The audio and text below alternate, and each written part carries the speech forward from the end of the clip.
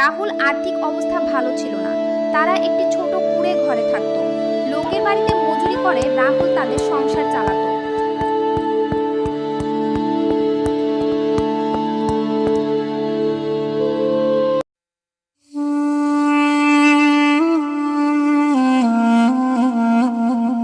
আজ তোমার দেরি হয়ে যাচ্ছে। আজও যদি দেরি করো হরিপদ কাকু রেগে যাবে।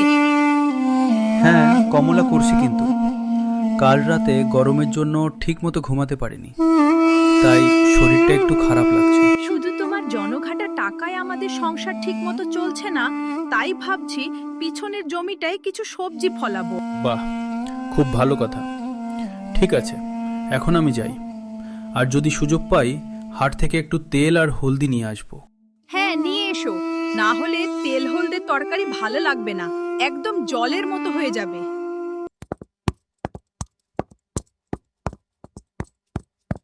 একটি ছোট গ্রামে রাহুল নামে এক দরিদ্র ব্যক্তি তার স্ত্রী কমলা সঙ্গে থাকত।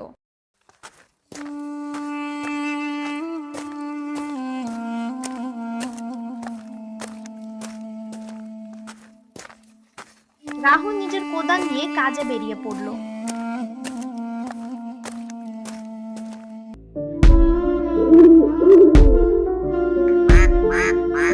রাহুল মাঠে কাজ করছিল, ঠিক তখনই হরিপদ কাকা সেখানে এসে পৌঁছলেন।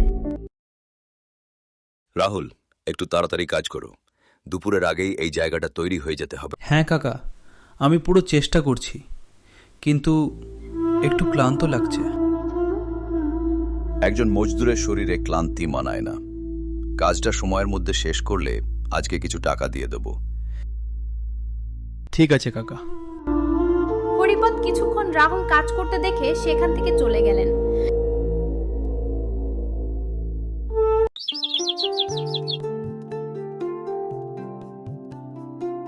দুপুরের সময় সবাই একটু বিশ্রাম নিচ্ছিল। রাহুল খাবার খেতে বসেছিল। পাশে আরো কয়েকজন মজদুর খাবার খাচ্ছিল। রাহুলের কাছে একটি ফাটা কাপড়ে মোড়া মাত্র একটি বাসি রুটি ছিল, সেটাই সে খাচ্ছিল। রাহুল ভাই, আজও বাসি রুটি খাচ্ছ? যতদিন ভাগ্য সঙ্গ দেবে না, ততদিন রুটিও বাসিই থাকবে। এই কথা শুনে অন্য মজুররা সবাই ভাবুক হয়ে উঠল। তাদের মধ্যে একজন মহেশ নিজের খাবার রাহুলের দিকে এগিয়ে দিল। আরে, এ কি করছো? আমার দরকার নেই, আমার এই রুটিটাই যথেষ্ট। না ভাই না, নিলে আমি খুব খারাপ পাবো। আমি তো তোমাকে নিজের ভাইয়ের মতোই ভাবি, তাই না করবে না? ঠিক আছে ভাই।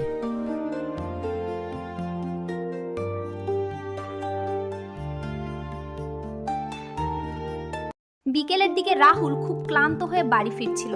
তার হাতে ছিল একটি ব্যাগ, যার মধ্যে কিছু জিনিস ছিল।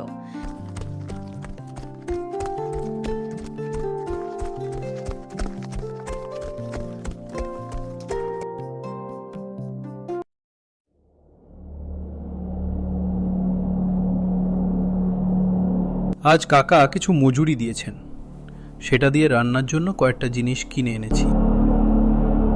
ভগবান ওনার মঙ্গল করুন। অন্তত দুদিন পেট ভরে ভাত খেতে পারবো। কিন্তু আমরা আর কতদিন এভাবে জীবন কাটাবো? এভাবে বাঁচার চেয়ে তো মরে যাওয়াই ভালো। তোমার কথা ঠিকই, কিন্তু তুমি চিন্তা করো না। আমি কাল থেকেই একটা পাকা কাজ খুঁজে নেব, যাতে প্রতিদিন টুকিটাকি কাজের জন্য এদিক ওদিক ঘুরতে না হয়।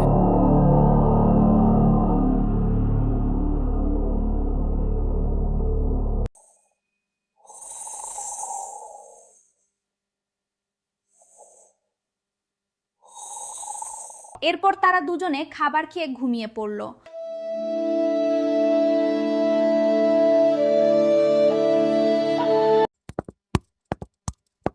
সকাল হতেই মহেশ কাজের খোঁজে বেরিয়ে পড়ল। সে একের পর এক আলাদা আলাদা জায়গায় গিয়ে কাজ খুঁজতে লাগলো।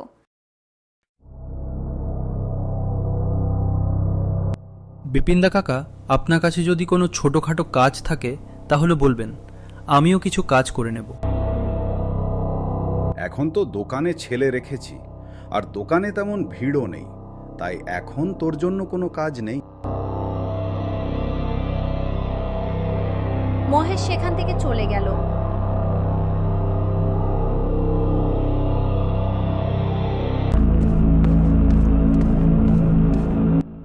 তারপর সে একটি মিষ্টির দোকানের সামনে এসে দাঁড়ালো। ভাই, আপনার দোকানে কোন কাজ আছে? আমি বাসন মাজা, দোকান পরিষ্কার সবই করতে পারি। না, এখন আমাদের নতুন লোকের দরকার নেই। মহেশের চোখের নিরাশা স্পষ্ট হয়ে উঠল। পরিশ্রান্ত শরীরে সে হাল ছেড়ে বাড়ির পথে রওনা দিল। ঠিক তখনই পথে গ্রামের এক ধনী ব্যবসায়ীর সঙ্গে তার দেখা হয়ে গেল। মহেশ, কি হয়েছে রে? তোকে দেখে তো খুব চিন্তিত মনে হচ্ছে। কাজের খোঁজে বেরিয়েছিলাম, কিন্তু কোথাও পেলাম না। তুই চাইলে আমার আটা মিলে কাজ করতে পারিস।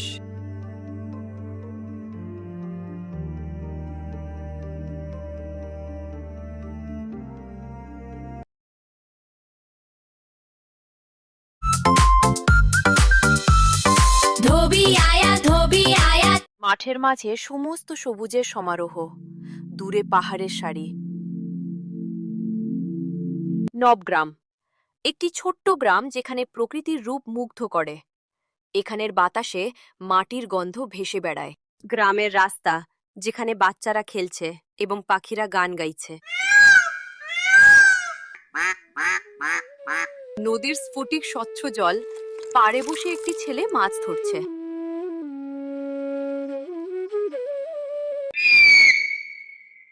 আজ তো বেশ বড় মাছ পেলাম।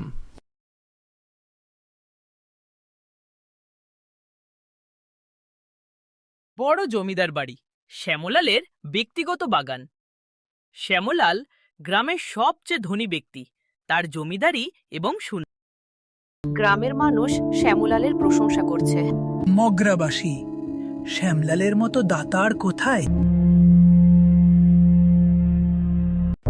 সূর্যাস্তের আলোতে গ্রামটি সোনালী রং ধারণ করছে।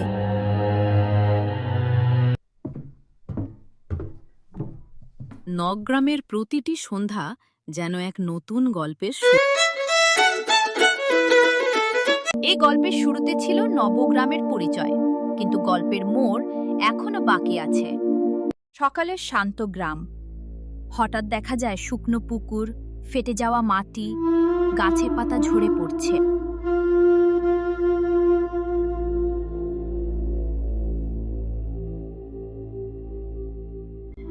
যে গ্রাম একসময় সবুজে ভরা ছিল, আজ সেখানে নেমে এসেছে অজানা এক সংকট। প্রকৃতি যেন ধীরে ধীরে মুখ ফিরিয়ে নিচ্ছে।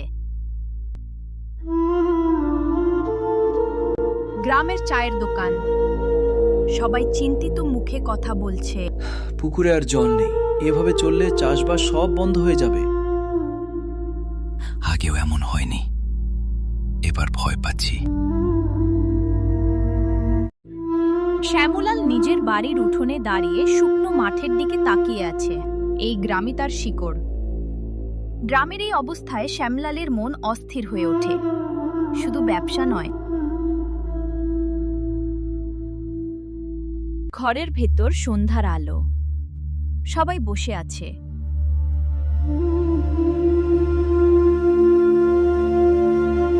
তুমি কিছু একটা ভাবছো, তাই না?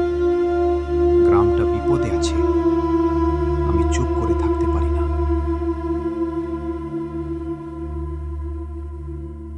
আলোচনা সভা, গ্রামের সভা দাঁড়িয়ে আছে, সবার বার মুখে চিন্তা। আমাদের জল সংকটের সমাধান আমাদেরই করতে হবে। যদি আমরা একসাথে কাজ করি তাহলে অসম্ভব কিছু নেই। আমরা আপনার সঙ্গে আছি।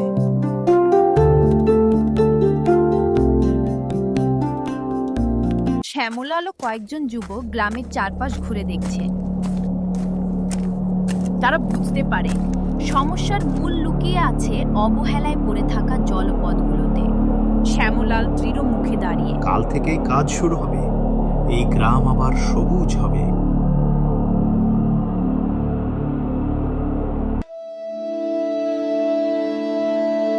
পরদিন ভোর, কোদাল ঝুড়ি নিয়ে রমনা দিয়েছে ময়লা পরিষ্কার করার জন্য গ্রামের কিছু লোক। মানুষ কোদাল ঝুড়ি নিয়ে কাজ শুরু করেছে। সমস্যা বড় হলেও ঐক্য আরো বড়। শ্যামলালের নেতৃত্বে গ্রাম আবার নতুন করে বাঁচার স্বপ্ন দেখে।